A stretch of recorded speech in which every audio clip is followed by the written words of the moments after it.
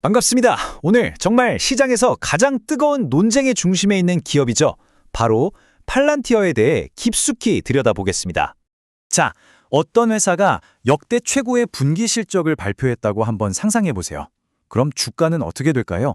당연히 와, 폭등하겠네 하고 생각하시겠죠? 그렇죠? 그런데 말이죠.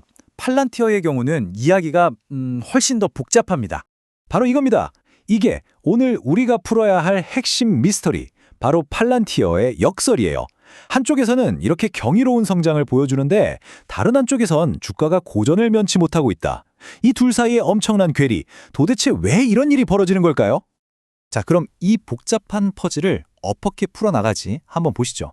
먼저 팔란티어라는 기업이 가진 역설을 살펴보고 도대체 뭘 하는 회사인지, 그리고 왜 이렇게까지 시장의 의견이 갈리는지, 강세론과 약세론을 차례로 짚어본 뒤에 마지막으로 우리가 주목해야 할 결정적인 요인들은 뭔지, 그리고 마지막 질문까지 함께 고민해 보겠습니다. 네, 우선 이 뜨거운 논쟁을 제대로 이해하려면 가장 근본적인 질문부터 시작해야 합니다. 팔란티어, 이 회사, 도대체 정확히 뭐라는 곳일까요? 단순히 어떤 소프트웨어 앱을 파는 회사라고 생각하시면 좀 곤란합니다. 팔란티어의 고담이나 파운데리 같은 플랫폼은요, 비유하자면 거대한 조직의 데이터를 위한 운영체제, OS 같은 거예요. 우리 컴퓨터에 윈도우나 맥OS가 깔려 있어야 다른 프로그램들이 돌아가잖아요. 그것처럼 팔란티어의 소프트웨어는 한 조직 안에 흩어져 있는 모든 데이터를 하나로 연결하고 그 위에서 모든 걸 분석하고 결정을 내릴 수 있게 해주는 그런 근본적인 토대, 거의 중앙 신경 시스템 역할을 하는 거죠. 그럼 이 대단한 시스템을 누가 쓸까요? 고객은 크게 두 부류로 나뉩니다. 보시다시피 매출의 절반 이상, 한 54% 정도가 정부기관에서 나오고요. 그리고 나머지 46%는 아주 빠르게 성장하고 있는 일반 상업부문, 그러니까 기업 고객들이 차지하고 있습니다. 이게 얼마나 강력한지 보여주는 실제 사례가 있습니다. 바로 미국 국세청 IRS인데요. 지금 탈세자를 잡아내기 위해서 팔란티어의 AI를 테스트하고 있다고 해요.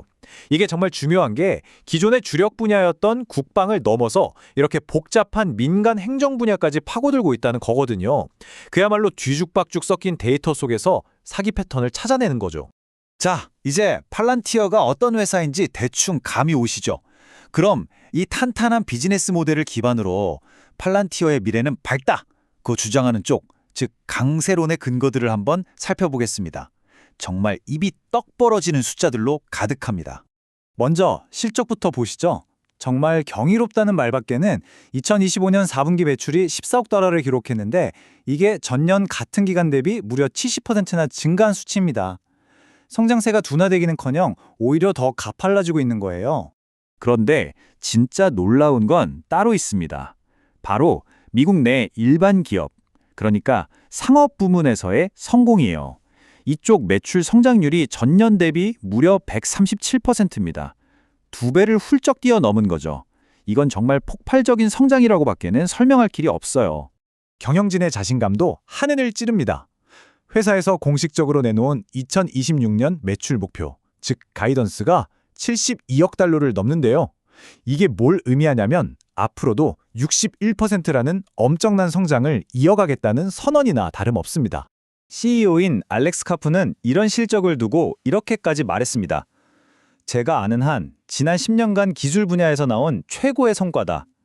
그냥 좋은 실적이 아니라 최고라고 단언할 정도니 그 자신감이 느껴지시죠?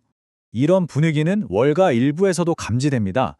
몇몇 아주 긍정적인 분석가들은 엄청난 상승 잠재력을 보고 있어요.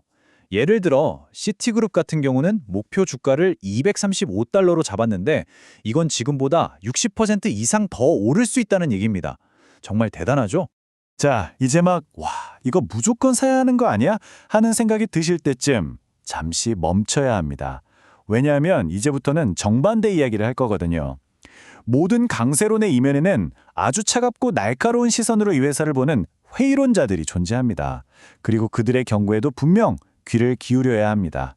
약세론자들이 가장 먼저 지적하는 것, 바로 이 엄청난 밸류에이션입니다. 주가 수익 비율, 즉 PE가 무려 108배에 달해요. 이게 무슨 뜻이냐면요. 이 회사가 1달러의 순이익을 버는 데 대해 투자자들이 108달러를 지불하고 있다는 의미입니다. 미래의 성장을 어마어마하게 끌어다 쓰고 있는 거죠. 이익뿐만이 아닙니다. 주가 매출 비율, PS도 마찬가지예요. 77배. 이건 동종업계 평균보다 2300% 이상, 그러니까 23배나 높은 수준입니다. 이런 프리미엄은요, 앞으로 단 한 번의 실수나 성장 둔화도 용납하지 않겠다는 아주 아슬아슬한 줄타기를 하고 있다는 뜻이기도 해요. 그리고 앞서 봤던 미국의 폭발적인 성장과 너무나도 대조되는 지점이 바로 여기 있습니다. 해외 상업 부문 성장률인데요. 작년에 단 2% 성장에 그쳤습니다.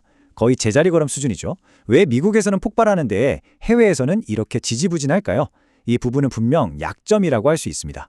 이 표를 보시면 월가의 시각이 얼마나 극명하게 갈리는지 한눈에 들어옵니다. 물론 앞서 본 것처럼 아주 낙관적인 분석가들도 5명 있지만 대다수인 16명은 보유, 즉 중립 의견이고 심지어 5명은 매도 의견을 냈습니다. 그래서 이 27명의 평균 목표가를 내보면 오히려 현재 주가보다 30% 이상 떨어질 수 있다는 아주 비관적인 결론이 나옵니다. 단순히 숫자만의 문제가 아닙니다. 팔란티어는 그 사업 모델 때문에 끊임없이 윤리적 논란에 휩싸입니다. 특히 정부와의 비밀스러운 계약들 때문에 그렇죠. 한 레딧 사용자는 이렇게 말하기도 했습니다. 세상에서 가장 사악한 회사에 투자했는데 심지어 돈까지 잃는다고 상상해봐라. 이런 부정적인 여론은 이 주가에 항상 따라붙는 그림자 같은 존재입니다. 자, 이렇게 긍정론과 부정론이 정말 팽팽하게 맞서고 있습니다. 그럼 투자자 입장에서 이 상황을 어떻게 봐야 할까요?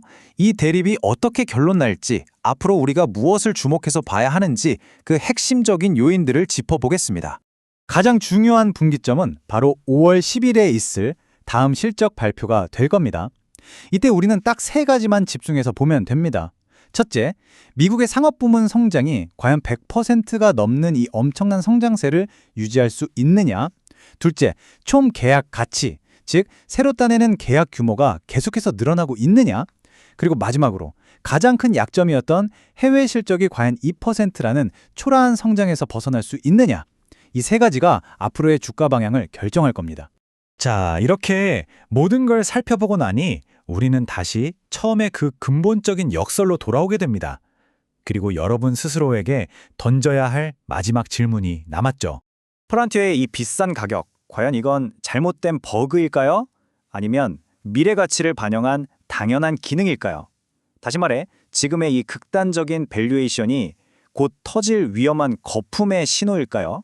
아니면 앞으로 10년을 지배할 핵심 AI 인프라 기업이 될 가능성에 대한 어쩌면 합당한 가격표일까요? 네, 오늘 살펴본 팔란티어 심층 분석이 여러분이 투자의 기준을 세우는데 조금이나마 도움이 되었기를 바랍니다. 이 주제에 대해 더 날카롭고 깊이 있는 토론은 저희 오디오 팟캐스트 본편에서 이어가도록 하겠습니다. 다음 분석을 원하시는 기업이 있다면 댓글로 남겨주시고요. 시청해주셔서 고맙습니다.